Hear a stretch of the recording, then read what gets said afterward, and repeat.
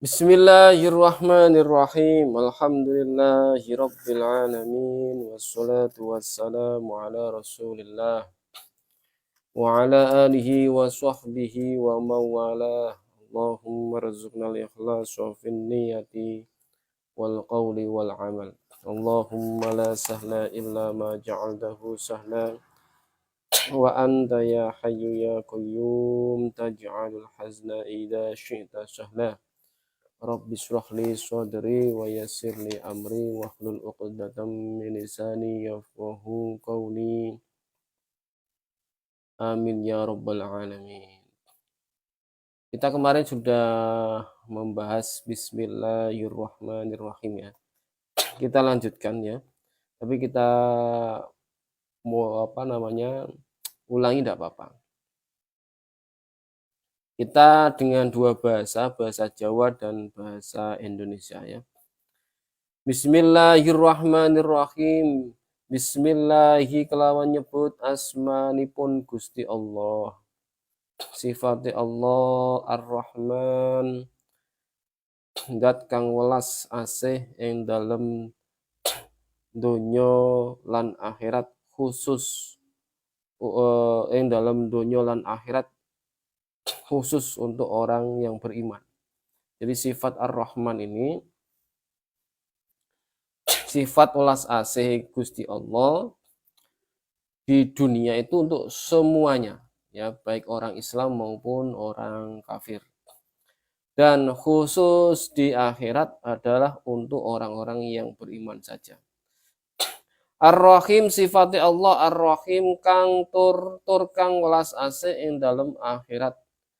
Ya, sebenarnya Ar-Rahim ini sifat welas asih di dunia dan akhirat juga, tetapi khusus untuk orang-orang yang beriman. Di dunia untuk orang yang beriman, di akhirat juga untuk orang yang beriman. Begitu maksudnya ya. Alhamdulillah. Alhamdulillah tawi sekabehane puji kang patang perkara.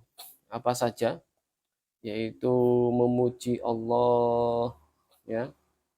Allah memuji Allah, Allah memuji makhluknya, makhluknya memuji Allah ya. Dan ada juga makhluknya memuji makhluknya. Ya, jadi sekabehane puji itu haruslah didasari dengan atas perintah oleh Allah Ta'ala, atas hormat kepada Allah Ta'ala, atas pengagungan kepada Allah Ta'ala. Iku lillahi tetap kagungane Gusti Allah. Jadi seluruh pujian itu hanyalah milik Allah. Sejatinya puji-pujian ya, sejatinya puji-pujian, puji kepada manusia, kepada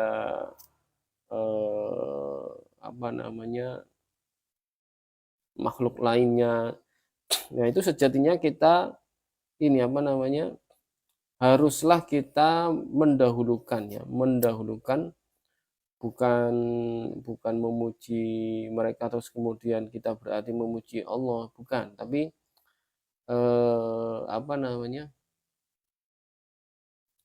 semua pujian itu harus didasari dengan memuji Allah Ta'ala. Tidak boleh melebihkan pujian, melebihkan pengagungan makhluk dibanding pengagungan Allah Ta'ala. Maksudnya begitu. Contoh misalnya begini. Ada kita memuji istri, memuji anak misalnya. Itu kalau kita tidak diawali dengan Masya Allah atau kalimat thayyibah lainnya, misalnya Alhamdulillah ya, tapi umumnya adalah Masya Allah, maka akan terjadi penyakit ain.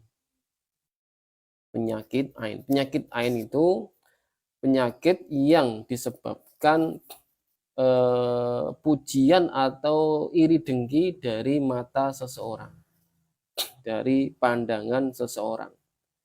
Nah, supaya penyakit ain ini hilang, maka kita harus mendahului pujian itu dengan kalimat thayyibah. Misalnya, Masya Allah istriku cantik misalnya. Masya Allah anakku sehat misalnya. Masya Allah anakku juara. Masya Allah anakku berprestasi dan seterusnya. Harus diawali dengan pujian kepada Allah terlebih dahulu. Harusnya begitu. Supaya apa?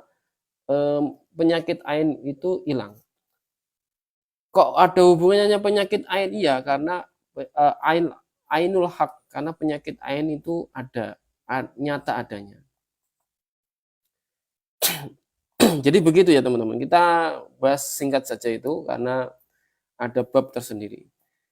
Alhamdulillahi rabbil alamin. Rabbil alamin sifati Allah rabbil alamin kang mengerani ya, menguasai ya, kang mengerani ya, Tuhan semesta alam utawi kang bagusaken alam kabeh.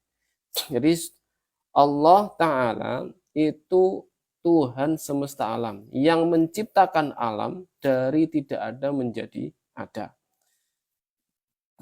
ya. Jadi Allah Ta'ala menciptakan seluruh alam ini dalam waktu 6 hari. Dalam waktu 6 hari. Ya, begitu nanti. Nanti dalilnya nanti ya. Wa asyhadu an la ilaha illallah wahdahu la syarikalah wa asyhadu lan nyekseni sapa ingsun ya, nyekseni sapa ingsun mengetahui dengan ilmuku, kemudian meyakini dengan hatiku dan menetapkan dengan lidahku ya, sapa ingsun Allah sak temene kelakuan iku la ilaha ora ono pangeran kang hak dan sembah ing dalam wujude iku maujud illallah angin kejaba Gusti Allah. Nah itu maksudnya begitu. Jadi tidak ada yang berhak disembah ya, yang wajib adanya kecuali hanyalah Allah Ta'ala.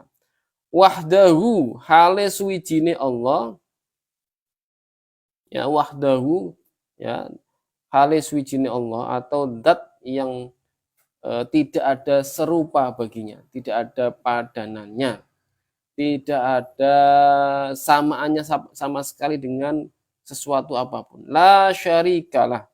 La syarika ora ana kang nyekutone iku maujud lahu marang Allah. Jadi tidak ada yang menyamai terhadap Allah Ta'ala.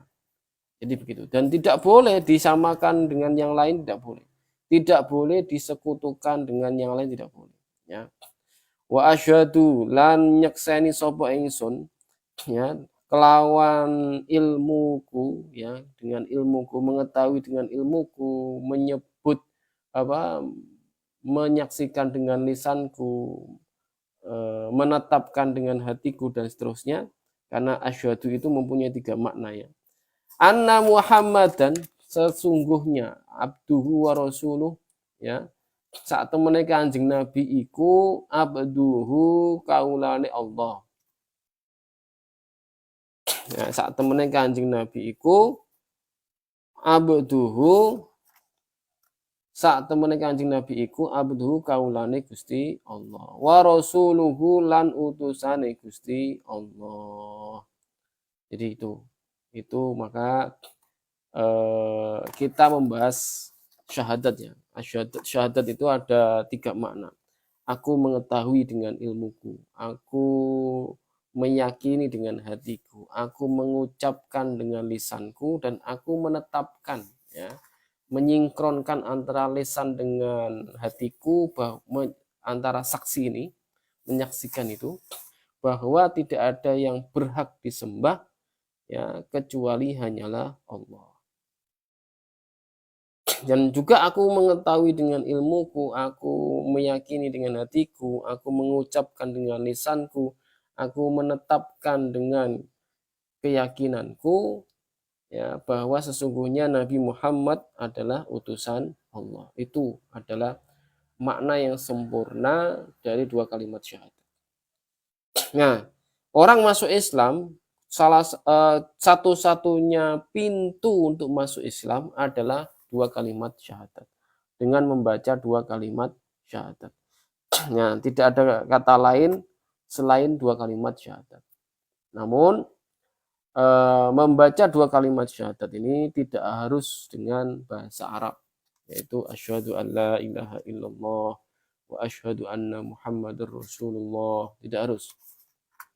Boleh dengan selain bahasa Arab, misalnya bahasa Indonesia atau bahasa Jawa, bahasa Inggris, ataupun dengan bahasa-bahasa yang lain yang semakna dengan dua kalimat syahadat.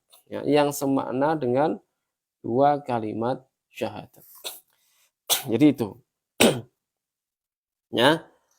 Jadi kalau ada orang dari golongan kaum kafir, ya, maka satu-satunya pintu untuk masuk Islam adalah dengan mengucap dua kalimat syahadat. Ya, dipastikan bahwa orang itu tidak lagi ya meyakini apa yang sudah diyakini sebelumnya, yaitu kafir, menyembah sesuatu apapun yang lain selain Allah itu dibuang. Ya, kemudian meyakini bahwa hanyalah Allah Ta'ala yang wajib disembah. Ya, seperti itu.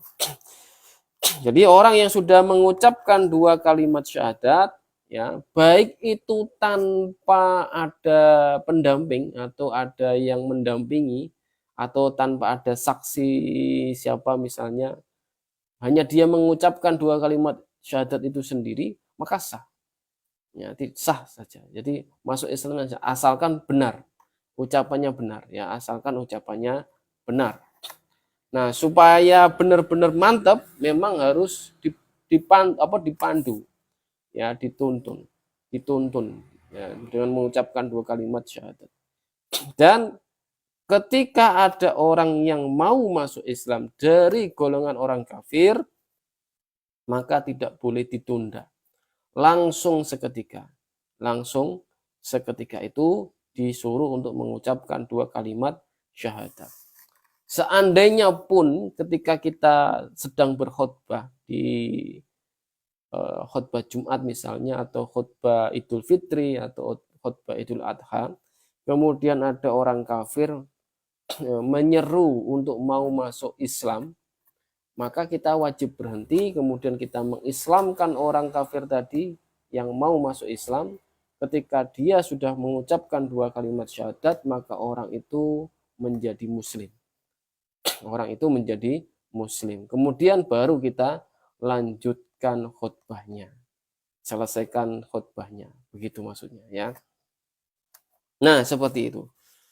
Kemudian ada satu kondisi lagi di mana jika ada orang keluar dari agama Islam, ya, maka bukan dengan istighfar untuk masuk Islam, bukan. Ataupun kalimat-kalimat yang lain selain syahadat, tidak. Jadi ada orang yang keluar dari agama Islam, misalnya terjerumus dalam kekufuran, dia mencaci maki Nabi kita misalnya, atau mencaci Allah misalnya, maka orang itu terjatuh ke dalam kekufuran, maka orang itu murtad. Maka satu-satunya jalan untuk kembali ke dalam agama Islam lagi adalah dengan mengucapkan dua kalimat syahadat. Ya. Kalau dia hanya membaca istighfar, maka justru kalimat istighfarnya itu adalah bentuk cacian terhadap Allah Ta'ala. Kenapa? Karena dia belum masuk Islam. Dia belum masuk Islam. Sedangkan Allah Ta'ala tidak akan mengampuni orang-orang kafir. Ya, tidak akan mengampuni orang-orang kafir. Silakan dilihat di surat At-Taubah ayat 46. Ya. Allah tidak akan sekali-kali mengampuni orang-orang kafir. Sampai kok dia mati dalam keadaan kafir, maka Allah tidak akan mengampuninya. Ya, tidak akan mengampuninya. Dan Allah mengampuni terhadap segala macam perbuatan maksiat selama dia itu muslim. ya, yang dikehendaki oleh Allah Ta'ala, yang dikehendaki oleh Allah Ta'ala, ya, selama dia muslim. Jadi orang kafir tidak ada kebaikannya sama sekali, walaupun dia berbuat baiknya, walaupun dia itu menghajikan banyak orang, walaupun dia itu membangun masjid ataupun yang lainnya misalnya. Selama dia masih kafir tidak ada kebaikannya sama sekali. Nah, bisa dipahami ya? Itu. Jadi satu-satunya jalan untuk kembali ke dalam agama Islam adalah dengan membaca 2 kalimat syahadat. Ya, jadi seperti itu. Jadi mungkin sampai di sini dulu kajian kita di sini. Ya, kita baca sekali lagi. Alhamdulillahirabbil alamin wa asyhadu an la ilaha illallah wahdahu la syarikalah wa asyhadu anna Muhammadan abduhu wa rasuluhu sallallahu alaihi wasallam wa ala alihi wa sahbihi wattabi'ina. Nah, sampai sini ini baru mukaddimah teman-teman, baru mukaddimah. Tapi tidak apa-apa. Untuk sementara itu kita jelaskan satu persatu ya. Jadi berkaidah nanti. Wallahu a'lam wa ahkam, nuhalil wa nusalli ala nabi, la ilaha illallah. Allahumma sholli ala sayyidina Muhammad wa ala alihi wa sahbihi wa sallim. Rabbi firli wa liwalidayya walil mu'minina wal mu'minat. Barakallahu fikum. Wassalamualaikum warahmatullahi wabarakatuh.